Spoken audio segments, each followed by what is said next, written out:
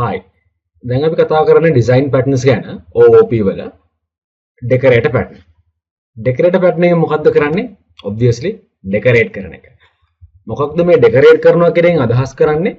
අපි දන්නවා ඉන්හෙරිටන්ස් කියලා කියන්නේ ස්ටැටික් දෙයක්. අපිට ක්ලාස් එකකට තව ක්ලාස් එකක හෝ ඉන්ටර්ෆේස් එකක බිහේවියර් එක ගන්න ඕනේ නම් අපිට සිද්ධ වෙනවා ඉන්හෙරිටන්ස් කරන්න.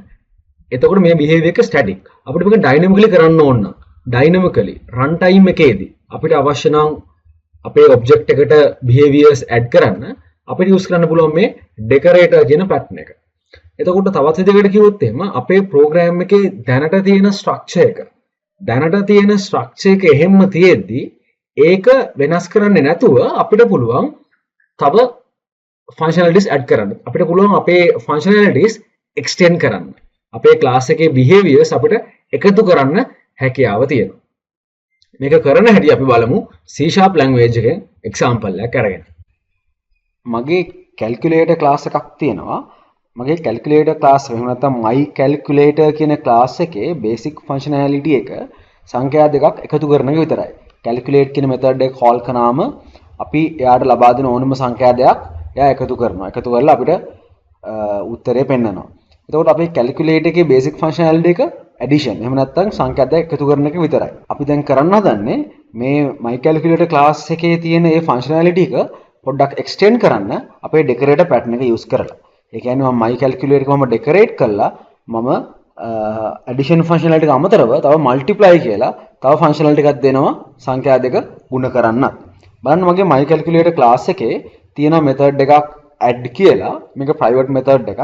මේ method එකට pass කරාම parameters දෙකක් integer type එකේ ඒ සංඛ්‍යා දෙක එකතු කරලා අපිට උත්තරේ පෙන්නනවා console එකේ result of addition is කියලා.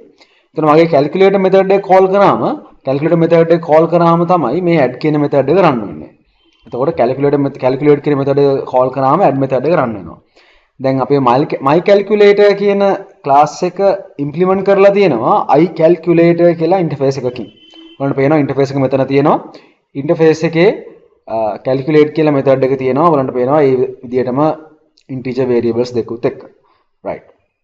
එහෙනම් අපිට දැන් පුළුවන් my calculator class එකෙන් objects හදලා මේ calculate method එක call කරන්න values දෙකුත් එක්ක හොඳට වැඩ කරනවා අපේ program එක. නමුත් මට දැන් ඕනි මේකට දැනට තියෙන basically calculate method එක විතරක් නිසා මට මේ my calculator class එක වෙනස් කරන්න නැතුව මට ඕනි තව additional functionality එකක් මේකට add කරන්න. multiplication එකත් add කරන්න. add එකට අමතරව. right. ඒකට මම හදා ගන්නවා decorator class එකක්. ඒකේ නම මම දුන්නේ calculator decorator කියලා. ඒකට මම implement කරනවා අර iCalculator interface එකම. ඒකේ abstract class එකක්. මේ class එකේ බලන්න constructor එකේ අපි ගන්නවා එක iCalculator type එකේ මොකක් හරි object එකක්. iCalculator implement කරපු class එක object එකක් අපි අරගෙන ඒක මේ calc කියන ඒ class එකේ තියෙන variable එකට දා ගන්නවා assign කර ගන්නවා මේ constructor එක ඇතුලේ. ඒ වගේම අපි මේ iCalculator interface එක implement කරන නිසා අපිට සිද්ධ වෙනවා මේ abstract class එකේ calculate method එක override කරන්න. අපි override කරලා මොකද්ද කරලා තියෙන්නේ? අපේ calculator එහෙම නැත්නම් iCalculator interface එක implement කරපු class එකක object එකක් වෙන මේ calc කියන එකෙන් අපි calculate method එක call කරලා තියෙනවා. අපි දැනට මේකෙන් වෙන්නේ addition එක විතරයි. මොකද අපි තාම implement කරලා තියෙන්නේ addition එක විතරක් නිසා. right. එතකොට මේ calculate decorator කියන්නේ abstract class එකක්. මේක අපිට object හදන්න බෑ. ඒක නිසා මම මේකේ specialized class එකක් හදනවා. බලන්න multiply cal deco කියලා. එහෙම නැත්නම් multiply calculator decorator කියන එක මම කෙටි කරලා multiply cal deco කියලා අරන් තියෙනවා. මේකට මම inherit කරනවා calculate decorator class එක. මේකේ construct එකෙත් වෙන්නේ calculate decorator class එකේ construct එකමයි. බලන්න අපි base construct එක call කරලා තියෙනවා මෙතනින්. ඒ වගේ මේකේ තියෙන විශේෂ method එකක් multiply method එක. මෙතන තියෙනවා multiply method එක. මේ method එක run කරාම console එකේ write වෙනවා result of multiplication is කියලා ඒ සංඛ්‍යා දෙක multiply වෙලා. ඊට පස්සේ බලන්න මම මේ calculate method එක මෙතන මම ආපහු override කරලා තියෙනවා. බලන්න මේකේ මොකද වෙන්නේ කියලා. calculate method එක run කරාම අපේ සාමාන්‍ය calculate method එකත් run වෙනවා. ඒ කියන්නේ addition එක සිද්ධ වෙන calculate method එකත් run වෙන ගමන්ම අපේ ඒ සංඛ්‍යාව දෙකම අරගෙන අපේ multiply method එකත් ඒ වෙලාවෙම run වෙනවා. එතකොට ඔයගලන්ට පේනවා අපේ සාමාන්‍ය my calculator method class එකකින් object එකකින් අපිට කරන්න පුළුවන් addition එක විතරයි. නමුත්